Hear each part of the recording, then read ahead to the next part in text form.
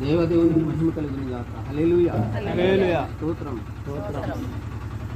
చిన్న ప్రార్థన చేసుకుని లోపల స్తోత్రం. పరిశుద్ధ ప్రేమ కలిగిన యేసయ్యకి స్తోత్రాలు తండ్రి. మాకు ఇచ్చిన ఈ యొక్క అతని భారతదేశానికి ఇచ్చిన ప్రభుత్వాన్ని బట్టి మమ్మల్ని తృప్తిగా తీసుకోవాలి.